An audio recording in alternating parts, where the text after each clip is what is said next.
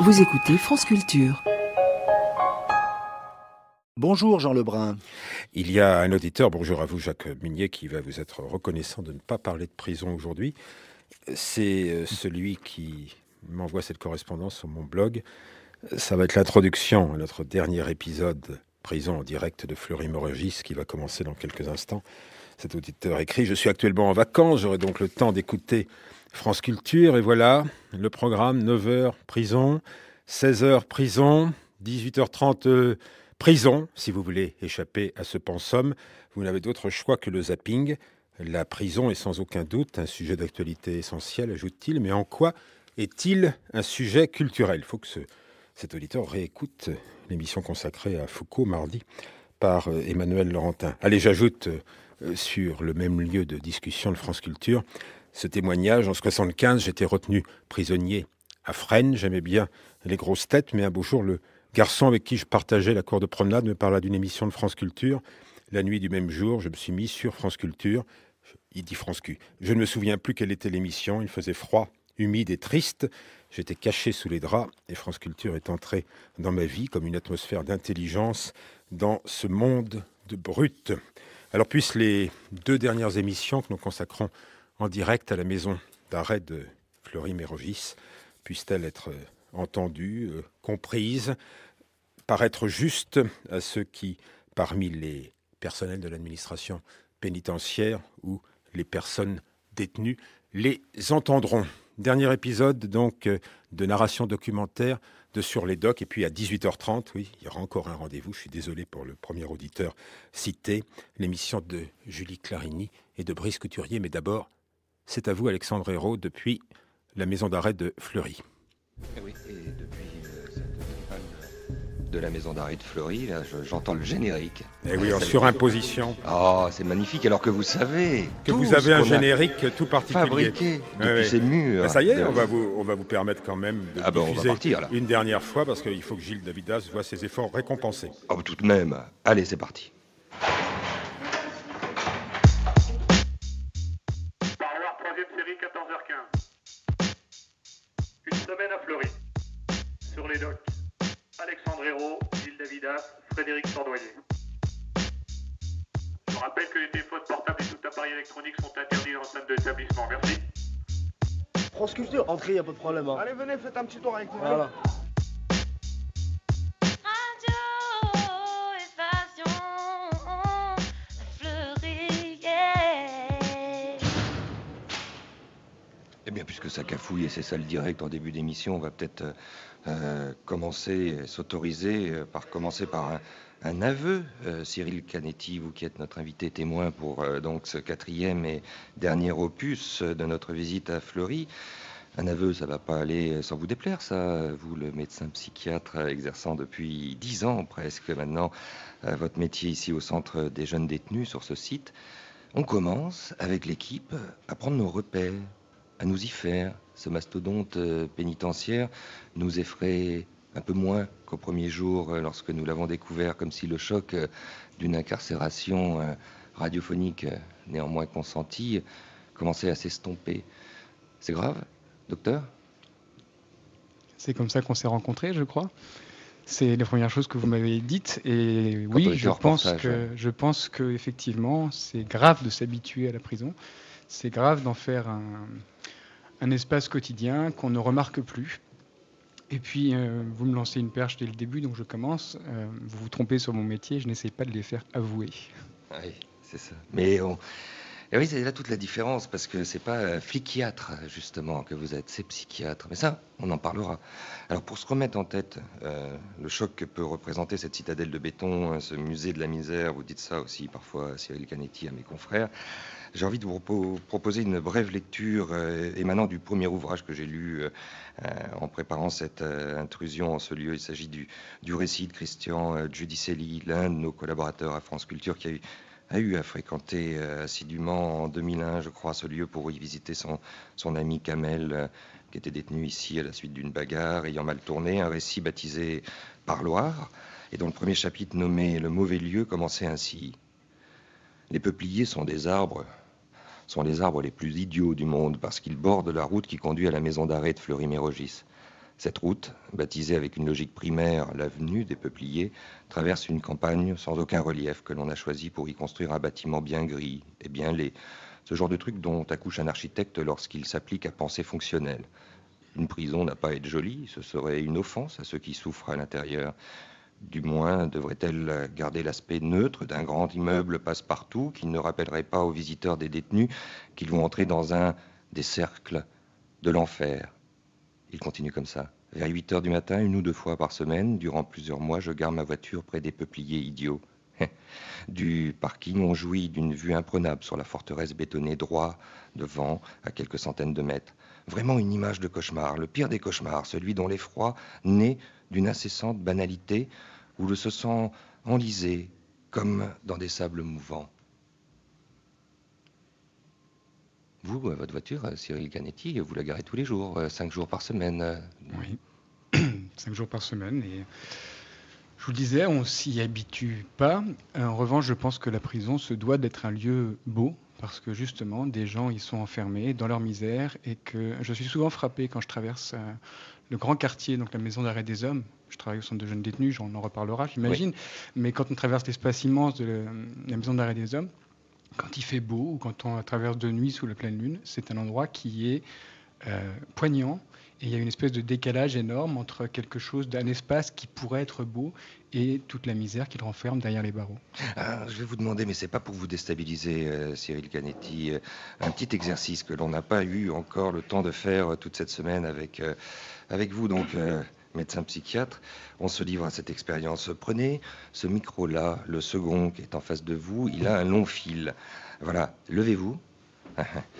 Et avancez vers la fenêtre de notre cellule. Ici, voilà, vous y êtes à Radio Évasion. Ouvrez cette fenêtre, Cyril Canetti, et décrivez-nous.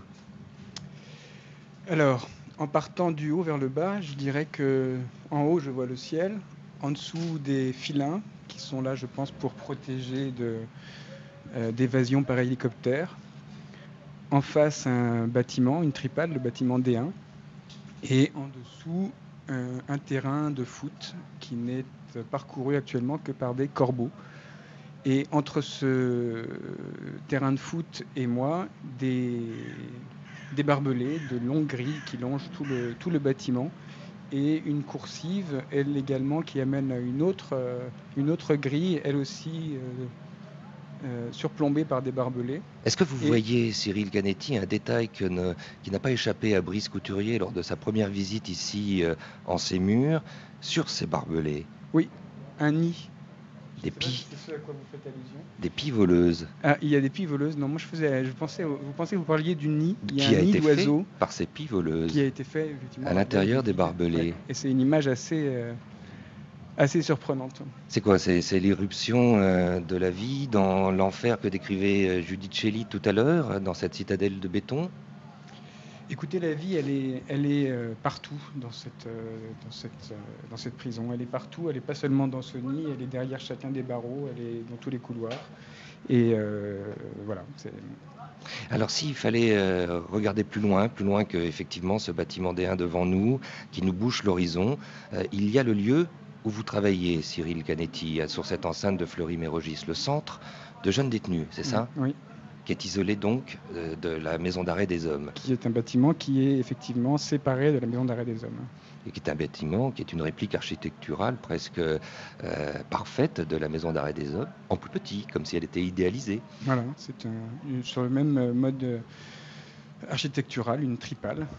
Ah, d'accord. Donc on va, comme s'il fallait tout de même être dans le respect d'un certain protocole, écouter la brève présentation, et vous refermez la fenêtre en ce moment, du centre de jeunes détenus que nous en avait fait lors de nos reportages. C'était le 26 mars dernier, sa directrice Fabienne Viton, un centre nommé jeunes détenus, mais qui revêt plusieurs réalités. Le centre de jeunes détenus accueille des mineurs, donc des garçons qui ont moins de 18 ans et qui ont plus de 13 ans. Le centre de jeunes détenus accueille également des majeurs. Le choix a été fait d'accueillir des majeurs qui sont condamnés dans des procédures correctionnelles et sur des durées de détention assez courtes, avec un maximum en général de 2 ans de condamnation. Donc c'est ce public-là qu'accueille le centre de jeunes détenus avec une séparation entre les mineurs et les majeurs. Intéressons-nous, Fabienne Vuitton, avec ce public-là dont vous avez la surveillance, la charge, celui des mineurs, 13, 18 ans. Combien sont-ils en Vaumur? Alors, ils sont en général 75 détenus mineurs. Ces chiffres sont variables, puisque... 50 à 100, c'est ça Nous ce qu'on sommes dit? une maison d'arrêt avant tout, mais voilà, les chiffres fluctuent autour de 75 détenus à plus ou moins une dizaine.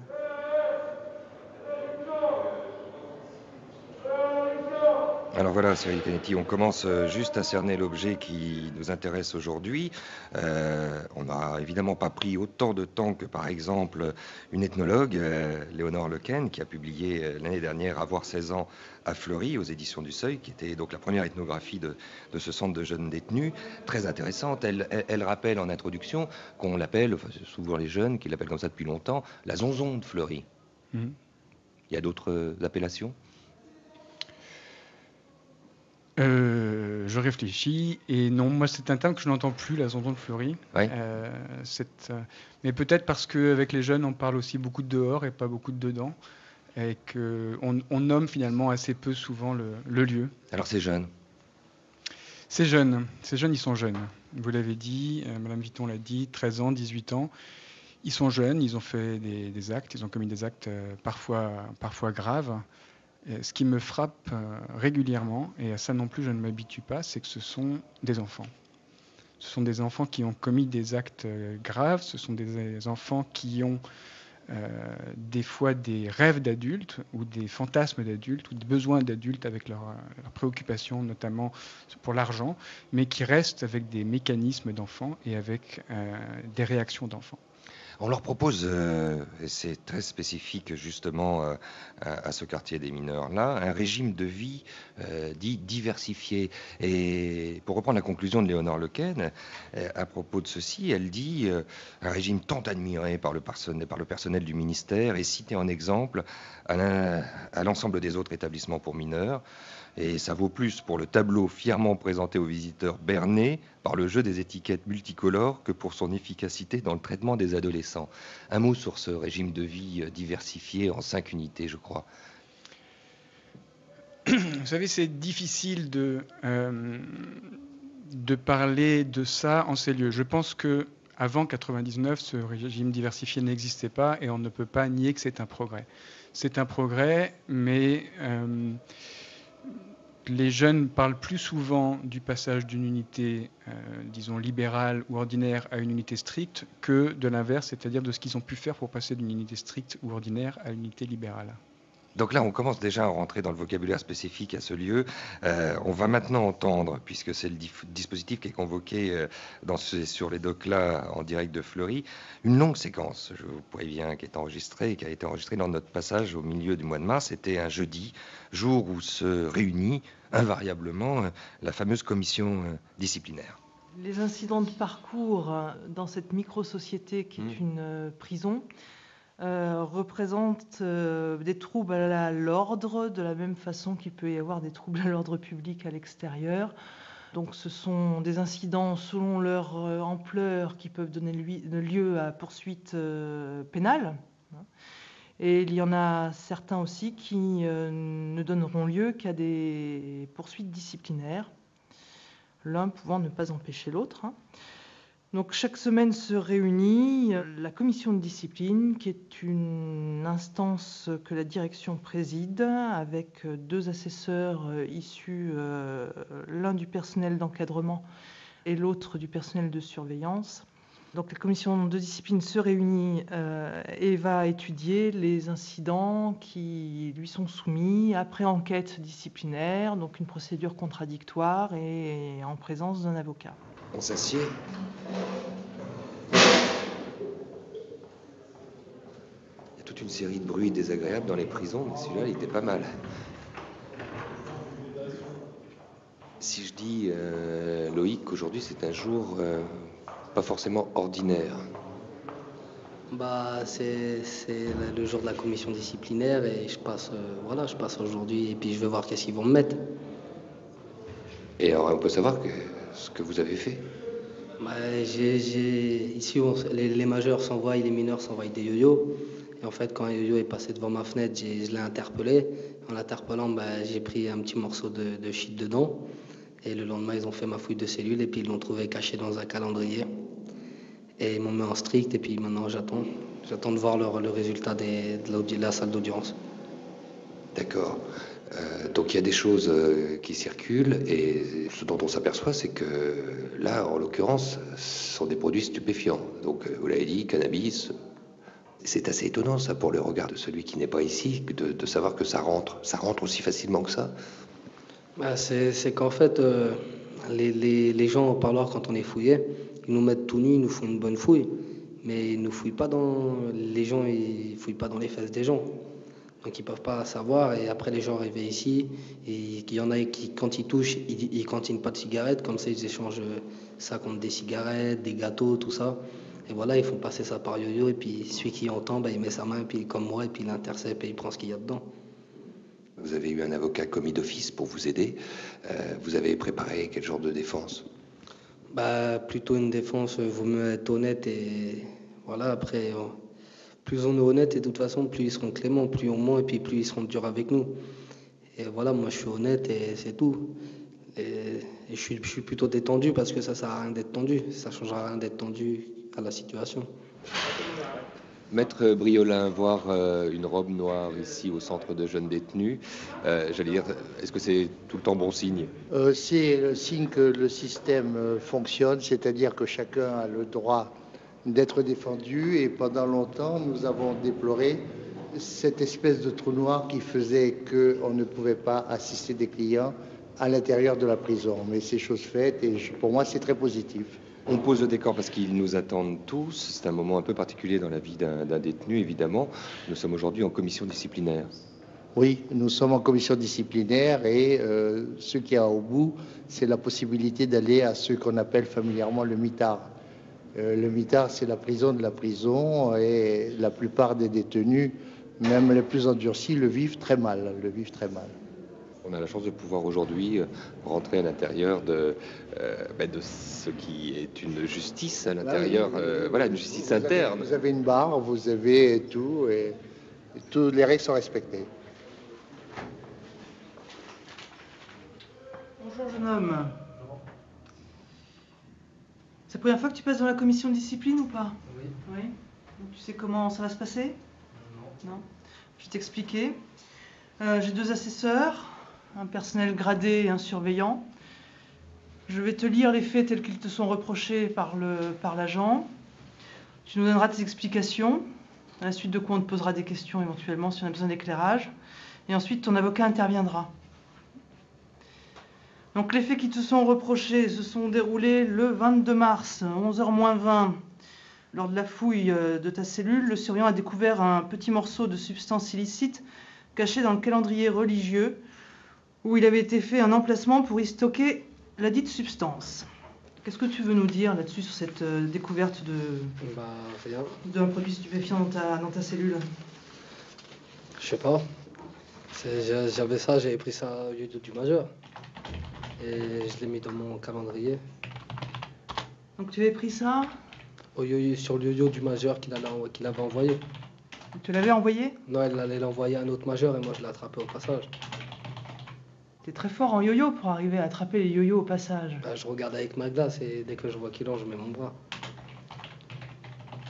Tu penses qu'en nous disant que ce produit ne t'était pas destiné, ça te déresponsabilise sur le fait qu'on a trouvé ça dans ta cellule? Non, bah non, mais je vous dis la vérité, c'est tout. Tu en consommes toi-même, du cannabis? Ouais. Oui, madame. Souvent? Oui, je suis dehors, je fume. Ouais. Mais là, ça faisait 3 mois que j'avais pas fumé. Et qu'est-ce que tu fais pour lutter contre cette tendance à une consommation de produits stupéfiants? Dehors, j'ai... Je te parle pas de dehors, je te parle d'ici. Ouais, mais ici, je peux rien faire ici.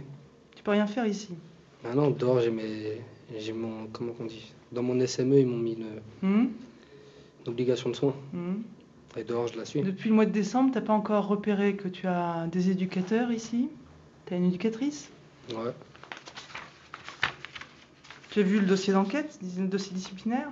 Ouais, mais... T'as vu qu'à la fin, il y a un mot de l'éducatrice? Bah oui, mais ça raconte n'importe quoi. Elle existe, l'éducatrice. Bah oui, mais elle me dit que je suis pas prêt dans mon projet, tout ça, alors que j'ai déjà mon projet, moi, C'est dehors. des questions que je te poserai après, sur ce que Non, tu mais fais. Là, je te parce parle que- des produits stupéfiants. Qu'est-ce que tu fais pour lutter contre? Bah dehors, je vais voir le médecin. Et je te parle de dedans. Ah, bah dedans, vous voulez que je voie qui? À part l'éducatrice dont tu nies l'existence, en partie, t'as pas repéré qu'il y a des médecins ici aussi? Ah, mais j'ai des problèmes avec des jeunes, et vu que... Enfin voilà, quoi, donc je descends pas d'infirmerie. T'as des problèmes avec des jeunes, du coup, tu veux pas descendre en infirmerie? Parce que dans la salle d'attente, c'est tous la même pour tout le monde. On a parlé à quelqu'un de ça? Ouais, les surveillants, ils savent. Je suis pas certaine que t'en aies parlé correctement, parce que sans aucun doute, on aurait fait le nécessaire dans ce cas-là. Ah oui, je m'en doute bien, vous aurez fait le nécessaire, mais... Voilà. De toute La façon, question, c'est est-ce que tu es motivé pour arrêter, arrêter de consommer des produits stupéfiants? Bah ouais. J'arrive, je grandis. Ouais, c'est pas oui. Faut arrêter un moment. Qu'est-ce que tu fais de positif ici en détention? Comment ça? Qu'est-ce que tu fais? J'allais à l'école et j'ai arrêté Donc ça, c'est pas du positif. à cause des problèmes avec les gens et il y a trop de gens à l'école. Mais ici, je fais rien d'intéressant parce que dehors, j'ai déjà mes projets qui sont déjà prévus. Donc, Et les histoires de préparation de ta sortie? À part essayer d'arrêter de fumer du cannabis je ici, sais, là, que- qu'est-ce que tu comptes faire? je sais qu'il faut un papier pour vous prouver. Mais dehors, j'ai déjà mon patron qui m'attend. En fait, la personne de la mission locale de chez moi, elle attend ma sortie pour faire un rendez-vous avec moi et mon patron pour voir quel contrat irait le mieux pour mon patron et puis pour moi aussi, qui nous arrangerait le mieux, quoi. Et dès ma sortie, par contre, je fais un stage avec mon patron, justement, un stage non rémunéré. Un patron dans quoi? Dans le bâtiment, en revêtement d'appartement. Tu sais ce que t'encours là devant la commission de discipline? Non. Enfin, un petit peu, quoi. T'as quoi comme idée? M'enlever un peu de remise de peine Mhm. et des tiges. Enfin, c'est ce qu'on m'a dit. Qui c'est qui te l'a dit ça? J'en ai parlé avec le surveillant d'étage. T'es d'accord pour faire un travail de réparation? Travail. De réparation, oui. De tige. En prison ou dehors? Non, ici? Ouais, mais faut pas que je sois en relation avec d'autres jeunes, parce que quand je vous dis j'ai des problèmes, j'ai vraiment des problèmes avec d'autres jeunes. Mhm. Des questions sur l'incident? Je vous pose une question en ce qui concerne la cachette où tu avais caché tout ça. Explique-nous un peu ce que tu as fait. Ah, c'est parce que c'était pour mon tabac. Ouais, je le mettais dans le calendrier. Dans le calendrier. Comment tu as fait? C'est pas un calendrier religieux, parce qu'un truc religieux, c'est une Bible ou un Coran. Et ça, c'est pas une Bible, c'est un Non, calendrier. c'est un calendrier. Voilà. Mhm. Mais qu'est-ce que tu as fait? Tu as fait un trou dedans? Moi, j'ai ouvert les pages et j'ai fait un emplacement exprès pour mettre à l'intérieur. Où est-ce que tu l'as appris ça? Ça, dans un film à la télé. Dans un film à la télé. Bien, il faudra qu'on le prive de télévision peut-être alors. C'est fait, c'est fait. Maître, c'est à vous. Oui, Madame le Président, messieurs de la commission de discipline, je viens de parler de la télévision et ce jeune qui est apparemment au demeurant sympathique, mais on n'est pas là pour juger de la sympathie, on est là sur le fondement d'une infraction au règlement et d'une faute disciplinaire. Donc ce jeune très sympathique cache une grande angoisse. Il ne va pas en promenade parce qu'il se sent menacé. Et alors, il me dit que tout ce que j'arrivais à faire, et on vient de parler de la télé, tout ce que j'avais comme occupation, c'était la télé. Et je suis strictement condamné, déjà depuis lundi, depuis que cette infraction a été découverte. Je n'ai plus la télé, je ne sais plus quoi faire, je déprime. Je suis malheureux, je ne peux rien faire. C'est sa première infraction, je crois. C'est la première fois qu'il passe commission de discipline. Vous avez cette possibilité de lui donner une sanction avec un sursis en lui disant « Écoute, ton yo-yo, tu as peut-être eu de la chance de prendre le yo-yo, mais il faut savoir que si tu dis la vérité, tu auras des problèmes avec ceux que tu as prouvés de cette substance qui, en toute hypothèse, même récupérée sur le yo-yo, est interdite. » Il vous expliquait son projet à l'extérieur, il est suivi. Ça renforce un peu sa position, ça renforce un peu la clémence que je sollicite de votre part. C'est sous le bénéfice donc de ces observations que je m'en remets exceptionnellement à l'humanité de votre commission. Je vous remercie. Vous allez sortir, on va délibérer, on va réfléchir à ce qu'on fait de toi. Merci. Vous voilà seul maintenant, Loïc, dans ce petit local. On redoute un peu, quand même? Je redoute, oui, la sanction, parce qu'une sanction, c'est toujours redoutable. Mais j'espère qu'ils vont être cléments avec moi. C'est la première bêtise. Je suis pas un jeune qui fait chier les surveillants. Je n'emmerde pas le monde. Je suis plutôt quelqu'un de tranquille. Et voilà. J'espère qu'ils vont être cléments avec moi. Les problèmes viennent plutôt des autres jeunes et de leur contact pour vous, non? Ma mère ne travaille pas. Elle m'envoie de l'argent comme un peu. Et voilà. Donc, quand je reçois de l'argent que je cantine, je peux pas forcément donner aux gens. Et les gens, ça les énerve. Et voilà, c'est là que deviennent tous les problèmes avec tout le monde ici. Sinon, je suis plutôt quelqu'un de câble. Je suis là pour faire ma peine, pas pour emmerder le monde. La prison, avant d'y arriver, vous la considériez presque comme un parcours obligé, ou bien vous avez trébuché et vous imaginiez pas ce que vous alliez rencontrer? Non, moi, personnellement, j'ai toujours su que j'allais faire un petit passage, parce que quand j'étais petit, je pouvais pas travailler, donc je volais. Mais bon, je suis pas un délinquant, je suis normal. Mais la prison, c'est vrai qu'avant d'y aller, je croyais que c'était l'enfer, c'était vraiment dur. Et quand on arrive ici, en fait, on se rend compte que c'est pas si dur que ça, en vrai, la prison. C'est calme par rapport à ce que les gens disent dehors, quoi. Parce qu'ici, on est au centre pour jeunes détenus. Et il y a aussi des majeurs. Là, par exemple, derrière nous, c'est la cour des majeurs. Ce qu'on entend crier, là, c'est les majeurs. Voilà. Vous l'avez trouvé sévère, la directrice? Non, je l'ai trouvé plutôt logique. C'est la loi, et puis elle fait son travail, donc elle ne peut pas faire autrement non plus. À mon avis, en dehors du travail, elle n'est pas aussi sévère que ça. Elle est plutôt quelqu'un de gentil. Et l'avocat? L'avocat m'a bien défendu. Ça me fait plaisir pour un avocat commis d'office qui, d'habitude, il faut rien pour nous. Et les surveillants aussi, j'ai trouvé qu'ils ont été calmes, ils ne m'ont pas enfoncé ni rien, donc voilà. Ça a été cool pour moi.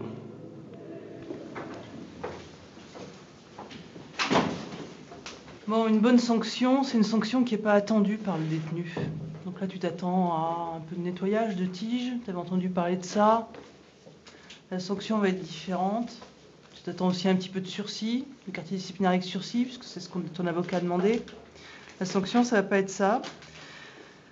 La commission de discipline va te remettre un livret.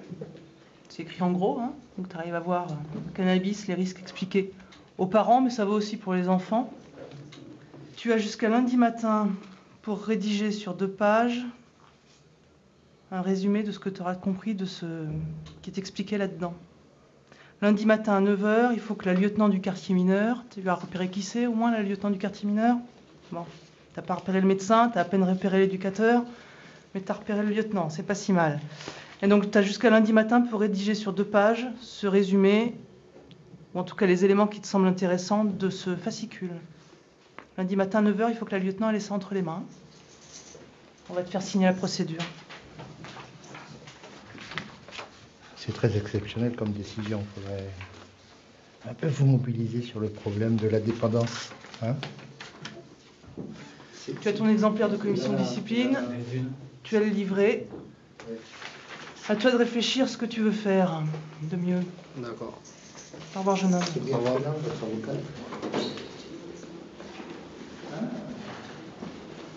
On serait tenté de dire, Loïc,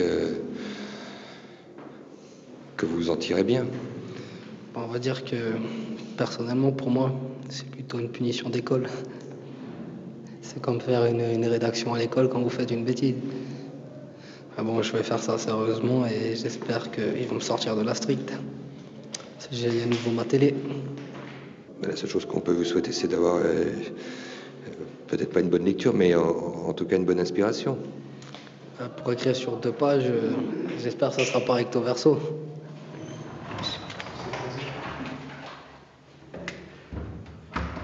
Maître Briolin, nous sortons de cette commission de discipline qui avait l'air, à vous regarder, d'être inédite ou presque surréaliste. Inédite dans la mesure où c'est quand même un peu spécial de s'occuper de mineurs.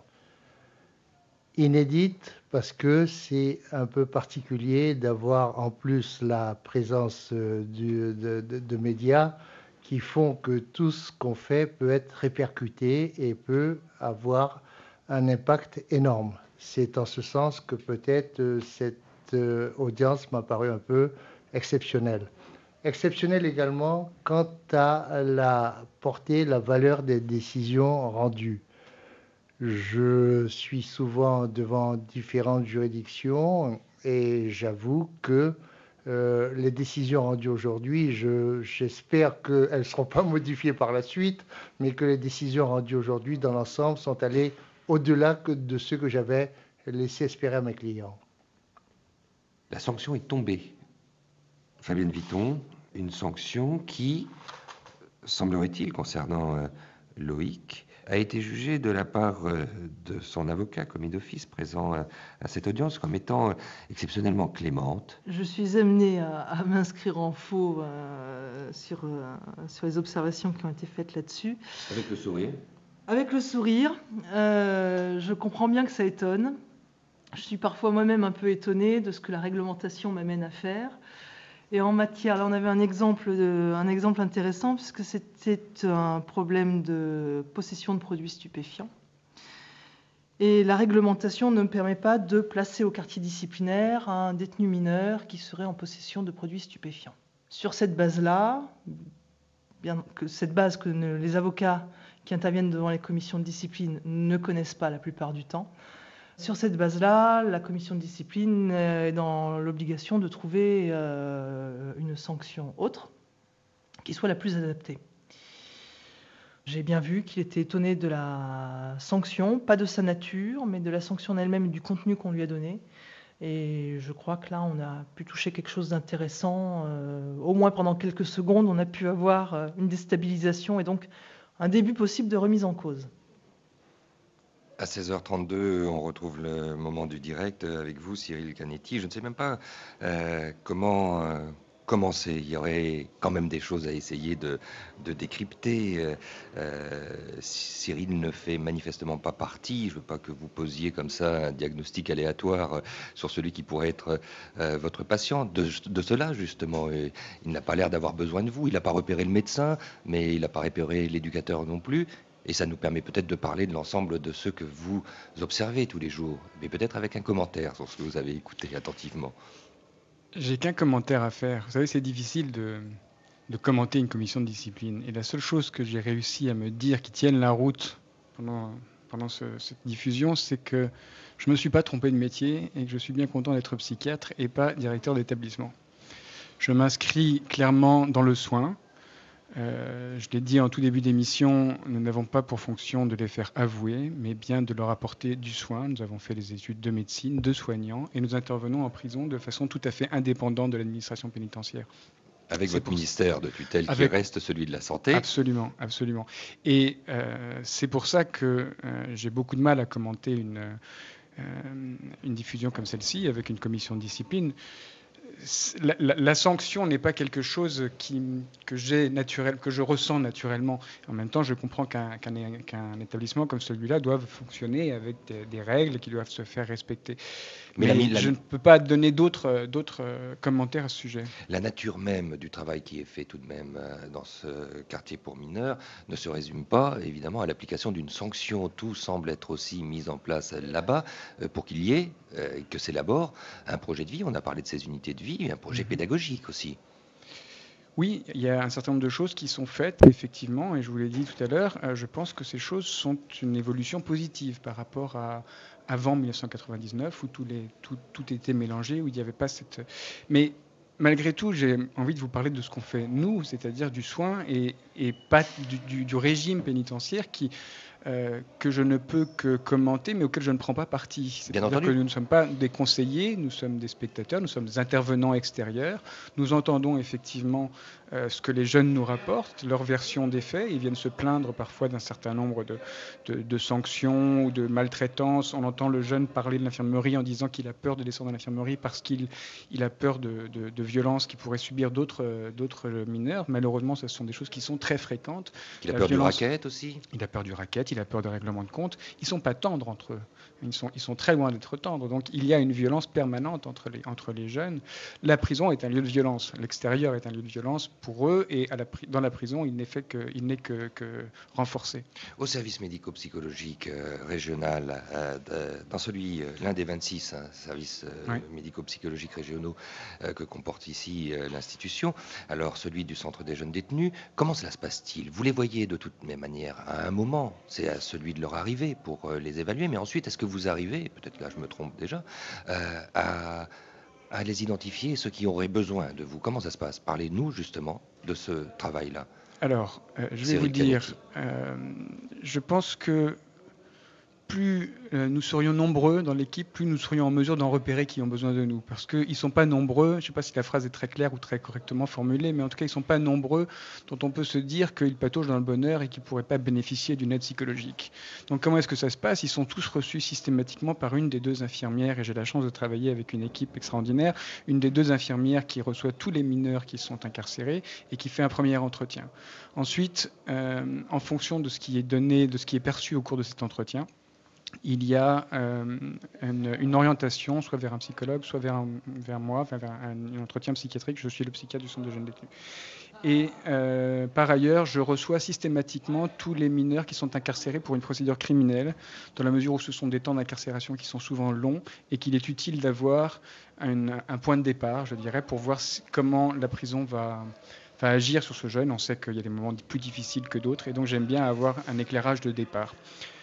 Enfin, nous répondons systématiquement à tous les signalements, que ce soit des signalements qui émanent de l'administration pénitentiaire, des services de la protection judiciaire de la jeunesse, de la famille ou de toute personne qui est susceptible de s'inquiéter pour un mineur. Un signalement, ça veut dire? Un signalement, ça veut dire que l'on nous fait part du comportement d'un jeune qui paraît inquiétant et que le jeune paraît alors soit souffrir, soit il présente des troubles du comportement hétéro-agressif, une agitation. Et donc, systématiquement, nous les recevons, mais toujours avec leur consentement. Les soins sont soumis au consentement du détenu en prison. C'est quelque chose auquel nous tenons énormément. Mais nous les recevons dans notre bureau. Enfin, généralement, ce sont les infirmières qui font ça et qui essayent un petit peu de lire l'événement qui a été à l'origine du signalement pour voir s'il y a quelque chose derrière qui peut être de l'ordre d'une souffrance psychologique ou quelque chose qui peut faire l'objet d'une prise en charge. Alors on va continuer à parler de la nature de ces soins, de la façon dont vous les exercez, mais on va justement s'attacher peut-être à essayer de les rencontrer, ces jeunes. Le second moment qui a rythmé notre journée passée au quartier des mineurs, que je vous propose donc d'écouter, Cyril Canetti, c'est aussi une longue séquence, fut celui d'une activité déjà ancienne, je crois, dans ces murs, et qui est proposée là par les intervenants de la PJJ, la protection judiciaire de la jeunesse. Il s'agissait ce jour-là d'ailleurs de mademoiselle Aurélie Nicolas, qui officiait, et cela se passe autour de l'élaboration d'une revue de presse. En voici un fragment capté. On va plus être attiré par des faits divers que la crise économique ou la baisse du carburant. Tu peux expliquer ou pas pourquoi tu es plus naturellement attiré à la lecture de cet article ou le titre? Parce que, comme il disait, ça nous concerne un peu. Comme nous, on est incarcérés, la plupart ils sont là pour des faits divers. J'ai trouvé un jeune, il est là pour un braquage ou stupéfiant, quelque chose comme ça. Et oui, ça me concerne un peu. Est-ce que du coup, là, pour poursuivre la séance, est-ce que donc chacun a trouvé un article qu'il souhaite faire partager au groupe? Les violences urbaines. Justement, ça. Donc on réplique. De quoi il parle cet article? En fait, c'est un article qui parle des violences. En fait, c'est deux bandes rivales qui s'affrontent. Des fois, ils vont dans les lycées et aussi ils insultent les policiers, frappent les policiers, tout ça. Ça a eu lieu où? Il y en a un, ils sont partis dans un lycée à Gagny. Aussi, il y a eu des embrouilles contre les policiers aussi. Mais je sais pas c'était où, il n'y a pas écrit. Pourquoi cet article? Parce que ça nous est déjà tous arrivé ici. Les embrouilles, je sais pas, on va dire on est né dedans, je sais pas. C'est notre quotidien. Les rivalités entre cités, donc ça me concerne en gros un peu. On veut savoir, comme nous on est incarcérés, on veut savoir un peu ce qui se passe dehors. Mais savoir ce qui se passe passe dehors, c'est que les faits divers? C'est pas la crise économique, le SIDAction On va regarder les faits divers que une baisse de carburant, c'est plus intéressant. Crise économique, ça c'est... Il n'y a pas que ça. Regarde, Nicolas, lui, choisit un article sur l'insertion, sur la formation professionnelle. C'est pas un fait divers, c'est pas... Ça t'intéresserait de prime abord ou pas? Non. Pourquoi cet article t'intéresse plus particulièrement, Nicolas? J'ai choisi les formations en alternance et l'effet de la crise sur les jeunes. Quand je dis l'effet de la crise, c'est qu'il y a plein de jeunes de nos jours qui arrêtent l'école trop tôt, et eux parce qu'ils veulent de l'argent. Et alors pour ça, ils doivent voler ou traîner dans la rue. Et quand ils demandent à se faire aider, ils peuvent pas. Parce que voilà, soit par rapport à leur... comment on dit ça? Leur dégaine. Ah, ouais. Ou, voilà, par rapport à leur apparence. Par leur physique, c'est ça que je voulais expliquer. Ça, c'est ce qui est écrit dans l'article ou c'est ce que toi tu ressens, est-ce que tu penses? Ouais. Et l'article de... Mais c'est ce qui a marqué, mais j'ai arrangé ça à ma sauce, on va dire. D'accord.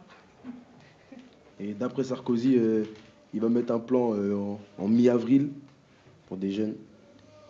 C'est quoi le plan? Ils en parlent un petit peu, ils développent l'idée? Ouais, il y a juste marqué des plans jeunes. Des plans jeunes. Ça veut dire quoi, plan jeune? Je sais pas, des formations en alternance. Ce serait quoi pour toi un plan jeune qui serait efficace ou qui t'intéresserait, qui te concernerait, qui t'aiderait? Qui nous propose quelque chose. Pas qui nous laisse traîner dans la rue et dès qu'on fait une connerie, nous met en prison. Ouais. C'est mieux qui nous propose quelque chose pour qu'on se case. Est-ce qu'il y a quelqu'un d'autre qui avait choisi un article dont il souhaite parler? Je trouve un article sur un nouveau code pénal pour les mineurs. Oui, très intéressant. Tu as lu un petit peu? Ouais, j'ai lu. Qu'est-ce que tu as compris? J'ai compris que Rachida Dati, elle voulait, elle voulait incarcérer les jeunes de plus en plus tôt. Là, j'ai vu qu'il voulait fixer l'âge pour être incarcéré à 12 ans. À 12 ans, mais là, finalement, ils l'ont mis à 13 ans. Mais moi, je pense que déjà 13 ans, c'est déjà trop jeune pour incarcérer un jeune. 13 ans, on a encore un gamin. Moi, je sais pas, ça me choque quand je vois ça. Je sais pas, un petit 13 ans, je sais pas, ça pourrait être mon petit frère ou quoi. 13 ans, il fait une bêtise, on l'incarcère, je sais pas, ici, on le met ici, là. Je sais pas, les parents, ils vont, je sais pas, ça, c'est grave quand même. Il fait des bêtises, mais... En plus, 13 ans, normalement, il est encore... normalement, à 13 ans, l'école, c'est encore obligatoire. C'est encore obligatoire, bah ouais. Quelqu'un, ici, on le met à 13 ans. Déjà, nous, on a 17 ans, 16 ans, tout ça. On pète un peu les plombs. Ouais. Nos parents, je sais même pas comment ils sont, alors quelqu'un de 13 ans, franchement. 13 ans, c'est grave. Hein. Précoce. Ouais, il sait pas ce qu'il fait, il fait des bêtises, il sait même pas pourquoi. Je sais pas, à 13 ans, moi, je faisais des bêtises. Voilà, c'était pour l'argent, mais fallait quelqu'un derrière qui comment dire. Ignace, quand tu dis bêtises, c'est quoi des bêtises? Pour moi, quand je pense à des bêtises, c'est je joue et je casse mon vélo, j'ai fait une bêtise. Non, bêtises. Non, pour nous, bêtises, quand on dit bêtises, pour nous, c'est vol, des trucs comme ça. Des trucs qui vont rapporter. Maintenant, c'est vrai, maintenant, de plus ça s'appelle des délits, en fait. Ouais, des délits. Oui. Ouais, des bêtises. Comment? Pour nous, c'est... Quand on a 13 ans, c'est des bêtises, c'est pas des délits. Ah oui. Même si c'est hors la loi, à partir du moment où on a 13 ans, c'est juste des bêtises. Bien sûr, ouais, bien sûr. C'est hors la loi, mais on a 13 ans quand même. Je sais pas, c'est inhumain. Ok, il va voler ou va faire des trucs, parce qu'il va voir son grand frère, il vole, ou il va voir... Lui, il sait pas pourquoi il va faire ça. Il va faire ça parce qu'il voit les plus grands que lui, ils volent, ou ils font ça. Lui, il va se dire, pour moi, pour que je sois accepté, il faut que je fasse pareil. Maintenant, je vois là, ils incarcèrent à 13 ans. Non, c'est grave. Est-ce que ça veut dire qu'aujourd'hui, toi qui as 17 ans, tu penses que si aujourd'hui tu faisais des bêtises, tu es plus conscient de ce que tu fais, alors que quand tu avais 13 ans, c'était pas la même chose. C'est ce que tu es en train de dire. Je suis plus conscient parce que je suis plus, comment dire, je suis plus mature. Âgé. Mais quand j'avais 13 ans, moi j'en ai fait des délits. Je pense que j'ai commis le plus de délits, c'était 13 ans, 14 ans. Mais à cette époque-là, je réfléchissais pas. La police, j'avais pas peur. On fait 13 ans, on fait des délits pour prouver. Mais Voilà. quand on a 17 ans, 18 ans, Fumer, tout ça, c'est vraiment pour nous. C'est comme, On a besoin c'est comme d'argent, fumer, boire. Moi, je dis la vérité. À 13 ans, 14 ans, c'est où j'ai commencé à fumer. C'est pour prouver, pour prouver. Mais Voler, maintenant, tout ça pour les grands du quartier, pour montrer que on est là, quoi. Voilà, mais maintenant, on a 16, 17, 18. Si maintenant on vole, on fait des stupes, des braquages, tout ça, c'est vraiment pour nous, on a besoin d'argent, on en manque, tout ça. Mais à 13 ans, je sais pas. Et justement, là, aujourd'hui, comme vous avez plus de 13 ans, toutes ces bêtises, comme vous dites, que vous faites aujourd'hui à la sortie de prison, c'est fini, ça? Parce que maintenant, vous êtes conscient, justement. On est conscient, mais maintenant on sait les risques qu'on encourt. Mais En fait, il faut nous éloigner du quartier où on est. C'est ça. Voilà. Il faut nous éloigner du quartier où on est. Sinon, si on nous remet au même endroit, on va refaire les mêmes délits à la même heure, tout. On va tout refaire pareil. La récidive. Moi, par exemple, j'habite dans le 18e. Oui. On peut me mettre partout, même dans le 16e arrondissement, c'est pas grave. Mais du moment où je reviens plus dans mon quartier, parce que je sais que si je reviens, je serai en manque d'argent. Et en manque d'argent, dans le 18e, il y a quoi faire avec que du stup. Et je sais que c'est ça qui va me rapporter. Je vais prendre du stup, je vais trafiquer, voilà. C'est ça. D'être proche de la majorité, ça te questionne, ça t'interroge? D'être proche de la majorité, ça me fait peur. Parce que je sais, si je refais les mêmes délits que j'ai fait là, je peux manger plus gros que... La peine te fait peur. Et le grand quartier? Le grand quartier, non. Le quartier, non, normal. Non, normal. Je connais des gens là-bas, ça c'est... Là-bas, c'est pas le grand quartier qui fait peur, c'est la peine qui est encourue. C'est la peine, c'est l'ennuiement, c'est... Comment dire? C'est pas le quartier, là, les gens, ça fait pas peur. Mais c'est le temps perdu. Voilà, le temps perdu à ne rien faire. Voilà. Et les conditions de détention au grand quartier? Parce qu'ici, vous êtes seul en cellule, vous avez les activités, il y a l'éducateur. Non, on paye pas la télé. Ouais, mais on fume pas ici. On fume pas ici. Au quartier, parce que... Au grand quartier, on peut continuer du tabac. Ici, on peut pas continuer du Vous tabac. parlez comme si vous y êtes déjà allé, vous connaissez comment ça se passe. Non, mais moi, je sais, tous les grands de mon quartier, pratiquement, ils sont y allés, donc ils m'ont raconté. Et ils font ça, pas. Hein? Ils disent normal, ils disent c'est normal, ils disent pas c'est le zoo. Non, mais faut pas croire, ils nous conseillent, ils disent ouais, vas-y, arrête de faire les bêtises, nanani, faut pas y aller, tout ça. D'accord, Ils prennent un peu il y a quand même un discours moralisateur. Voilà, ils nous expliquent, ils disent ouais, c'est ci, c'est ça. Je me suis embrouillé avec un surveillant, nanani, j'ai fait du mitard, tout ça. Moi, je te conseille, va pas en prison, tout ça. C'est pas rose ici. Hein. Ah ouais, c'est pas grave. Voilà. Ici, la cellule, elle est crade, tout. Les vitres sont pétées. Les vitres sont pétées, les toilettes sont toutes crades. Et les cellules, elles sont sales. On dirait on est dans la jungle, on nous laisse comme ça, vas-y, démarre-toi. C'est normal, quand on va ressortir, on n'est pas content, c'est pour ça quand on ressort. Voilà, quand on ressort, c'est pour ça qu'on a la hargne contre les policiers, nanani, nanana. Après, c'est ça qui C'est un cercle vicieux après. Voilà. J'ai pas compris pourquoi vous recommencez. Non, en fait, on nous met ici, c'est comme si on nous laisse dans la jungle, vas-y, tiens, démarre-toi, tout ça. Maintenant, quand on va sortir d'ici, on a quoi comme idée? Ouais, ils nous ont mis en prison, on mange quoi? On mange mal, on était tout seul, nanani. Maintenant, on va faire quoi? On va se venger sur les policiers. Ça va faire c'est un cercle vicieux, c'est ça. Pourquoi est-ce que tu es plus animé par la vengeance que celle de te battre pour réussir enfin ta vie et faire quelque chose de toi? Mais quand on veut se battre ici, il y a des gens qui nous taclent. Parce que, ouais, mais quand on est rentré dans la délinquance, après pour s'en sortir, c'est trop difficile. Quand on a goûté à des sommes de 1200 euros à 16 ans, quand on a goûté à des grosses sommes, on a fait des cambriolages, des braquages, après pour faire une formation pour gagner 300 euros par mois, voilà, c'est dur. Hein. T'en as qui vont te dire, ouais, vas-y, fais un truc pour moi, je vais te donner un petit billet.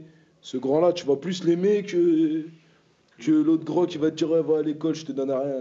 Après, personnellement, moi, j'ai pas envie, mon petit frère, il tombe, il fasse comme moi. J'ai pas envie qu'il suive le même chemin que moi. Moi, je passé dans le milieu carcéral. Déjà, mon grand frère, il a connu ça. Après, si encore mon petit frère il connaît ça, C'est toute la famille, un truc. Quoi pour arrêter la chaîne infernale? Il faut continuer l'école. À l'école, par exemple, des fois, je veux sécher. Parce que maman, franchement, moi, c'est à cause de... Dès que j'ai arrêté l'école, c'est là que j'ai commencé toutes les conneries parce qu'on arrête l'école. On arrête l'école, on fait quoi? On va pas rester chez nous. Il faut faire du sport. Maintenant, on sort plus dehors. Moi, quand j'étais plus petit, je faisais du foot. Quand j'allais à l'école. Après, dès que je sortais de l'école, j'allais au foot. Après, j'avais pas trop de temps pour sortir dehors et faire des bêtises. Quand j'ai arrêté le foot, après là, j'ai commencé à, après l'école, sortir dehors. Dès qu'on arrête l'école, on est plus dehors. Et c'est là qu'on fait toutes les conneries parce qu'on a toute la journée devant nous.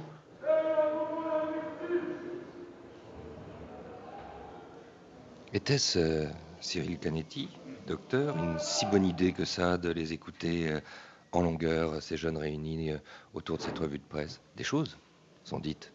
Oui, des choses sont dites. Est-ce que c'est une bonne idée? C'est du temps de parole en moins pour moi. C'est ce que je me dis.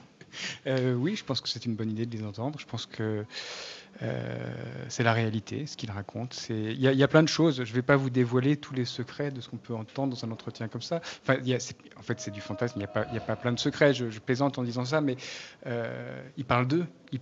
Je pense qu'ils parlent d'eux avec sincérité. Et c'est touchant. Je me disais, 13 ans, petit exercice de calcul mental. Ceux qui ont 13 ans sont nés en 1996. C'est très récent. C'est tout petit, 13 ans. Et je me faisais aussi cette réflexion. Il y a un paradoxe. On est en ce moment en train d'interdire l'acquisition du tabac et de l'alcool aux mineurs de 16 à 18 ans. Et en même temps, on est en train de vouloir les tenir comme responsables et vouloir les juger comme des adultes. Est-ce qu'il n'y a pas là une contradiction majeure? Restons à l'intérieur de vos murs, docteur Canetti, et parlons des choses justement peut-être, puisque lorsqu'on s'est vu une première fois, vous m'avez dit j'ai des choses à dire. D'ailleurs là, la preuve, elle est là. Vous avez moins de choses à dire puisqu'on leur a laissé la parole. La première chose qui vous inquiète le plus en ce moment, et on parlait de ça au début de l'émission, c'est qu'on ne vous confonde pas avec comment on les appelle quand on fait le jeu de mots, les psychiatres deviennent des fliquiatres. C'est-à-dire qu'aujourd'hui, on vous demanderait beaucoup, parce que lorsque vous les entendez, vous entendez donc des choses. Et puis il y a ce secret médical que, jalousement, vous voulez conserver. En préambule, je vous dirais que quand j'ai commencé mes études de médecine, c'était pour être médecin. C'est-à-dire pour faire de la médecine et pour soigner des gens, pour soulager des gens. Donc, nullement pour intervenir pour la justice, et je pense qu'il y a d'autres métiers pour ça. Ça, c'est la première chose. La deuxième chose, le secret professionnel, pourquoi on se bat pour le conserver et le conserver si précieusement? Je crois qu'il faut arrêter de fantasmer sur tout ce qu'on pourrait savoir, nous, en tant que psychiatres, sur des secrets fantastiques qui permettraient d'éclairer la justice sur des risques de récidive, etc. Quel est notre principal outil de travail, à nous, psychiatres, psychologues? C'est la confiance, c'est la parole de l'individu. Comment est-ce qu'on peut imaginer, dès lors que nous sommes en mesure d'être interrogés, d'avoir un impact sur le parcours judiciaire de notre patient, comment est-ce qu'on peut imaginer, sauf à ce qu'il soit complètement fou, qu'ils continuent de nous garder leur confiance et de nous faire des confessions, j'allais dire aveux, des confessions. Et c'est avec ces confessions que nous travaillons. Par conséquent, c'est pour ça qu'il est fondamental de garder ce cloisonnement d'une façon extrêmement étanche entre parcours judiciaire et parcours de soins. Bien sûr, nous avons à les inciter à se soigner parce que je pense que, et en particulier pour les mineurs, souvent les conduites délinquantes, les conduites transgressives sont sous-tendues par une souffrance psychologique, par un mal-être, et que l'accès à la parole peut leur permettre de se regarder vivre et peut-être de commencer à penser, alors qu'à l'extérieur, ils agissent pour éviter de penser. Donc je pense qu'effectivement, nous avons un impact sur leur parcours, mais il est très très important de conserver cette frontière de façon très étanche entre le parcours judiciaire et le parcours et le soin que nous essayons de leur apporter.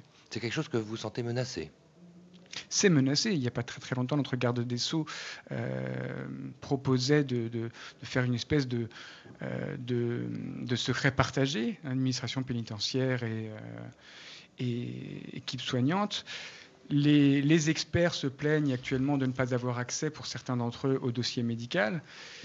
Et de plus en plus, avec l'évolution des lois sur la dangerosité, sur les violences qui sont faites, sur la prévention de la récidive, on imagine que nous sommes les grands sachants et donc on veut que nous disions ce que nous savons de façon à utiliser ça pour éviter la récidive. Et je crois que d'une part, ça n'est pas notre mission, et d'autre part, c'est quoi qu'il arrive, un mauvais calcul, puisque nous perdrons, dans ce cas-là, notre pouvoir de soignant si nous ne sommes plus amenés à être strictement dans le cadre du secret professionnel. On n'a pas beaucoup abordé, en tout cas dans C'est sur les docs, cette question-là de la psychiatrie en prison, mais il y a quelque chose que l'on sait, c'est que les personnes atteintes de maladies mentales représenteraient désormais environ 30% des effectifs de prison. Ça vous fait dire, mes collègues qui vous ont reçu en 2004, la société met ses fous en prison, la prison fabrique des fous. C'est pas un truc de fou, ça ? Oui, j'ai dit cette phrase. Je pense effectivement que la société met de plus en plus ses fous en prison. C'est une évolution inquiétante. Je vois devant moi le livre Histoire de fou, Fresnes, Histoire de fou de Catherine Herzberg, qui est un livre dont vous m'avez recommandé la lecture. Absolument. Et qu'on recommande à tout le monde. Voilà, parce que quand je l'ai lu, j'ai téléphoné à Catherine, qui est devenue une amie suite aux échanges que nous avons eus quand elle m'a interviewé pour ce livre. Et je lui ai dit, depuis que tu as fait ce livre, je me sens soulagé parce que je n'ai plus besoin de raconter ce que je fais, quelqu'un l'a fait pour moi. Et malheureusement, la folie en prison, ça existe. C'est une détresse qui est très difficile à appréhender.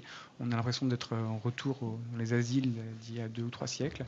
Et c'est une réalité qui n'est, à mon avis, dans l'évolution, n'est pas inéluctable. Je pense qu'il y a des choses à faire. En particulier rétablir la fonction asilaire. Rétablir la fonction asilaire, oui, il faut faire attention comment on utilise ces mots. Mais ça sera pour une prochaine émission, Cyril Canetti, parce que là, c'est devenu une sorte de rituel, et ne le jugez pas trop sévèrement. Depuis lundi dernier, à chaque fin d'émission en ces murs, je suggère à nos invités, ça sera donc vous, Cyril Canetti, aujourd'hui, de tenter d'élaborer une réflexion sur le temps en prison. Peut-être ce temps qui rend fou, d'ailleurs, vous allez me le dire.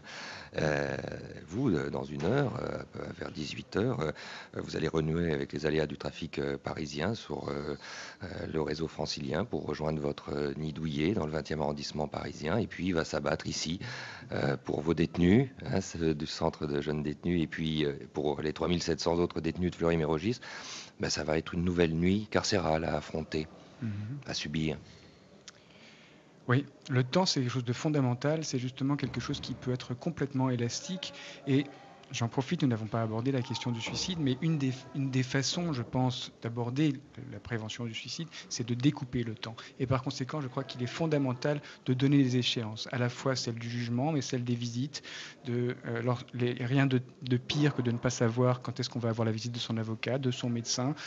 Et c'est pour ça que la parole de tous les intervenants auprès des détenus est fondamentale, parce qu'il permet de découper le temps.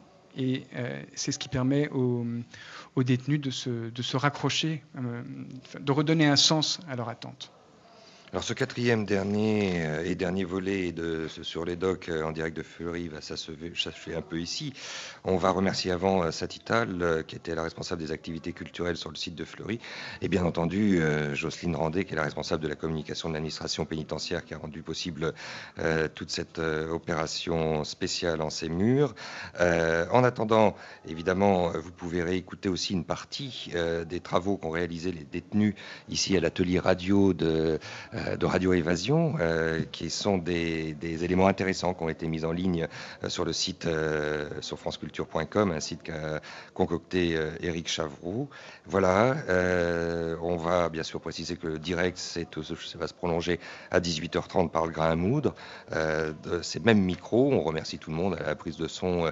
On trouvait derrière la console dans les locaux de Radio Évasion, c'était Frédéric Sourdoyer et Philippe Etienne, chargé de production Christophe Mongin, attaché de production Christine Gage et Laure-Hélène Planchet, assistée de Caroline Maillard, qui est notre stagiaire émérique, et Claude Courteau, qui nous attend là-bas, à Paris, où on rend l'antenne. Non sans avoir, bien sûr, salué à la réalisation Gilles Davidas, qui doit son équilibre mental à son amour immodéré du travail, comme vous le précisiez en début de semaine, Jean Lebrun. On vous rend l'antenne maintenant. Une antenne que vous aimez tant. Gilles Davidas qui nous déclarait à son retour de sa première semaine à Fleury. Maintenant, il vient de faire 4 jours supplémentaires. Au fond, on prend le même intérêt à venir quand on appartient à l'administration pénitentiaire dans cette maison d'arrêt, de venir à la maison de Radio France. L'explication de ce mystère, et ce sera dans nos conversations que nous reprendrons maintenant que vous revenez à l'air libre, que vous nous revenez, Alexandre Hérault. On prendra le large demain sur les docks, on ira vers l'Islande avec Irène Omelianenko à la veille d'une élection législative disputée dans l'île en quasi-faillite. Il est 17h.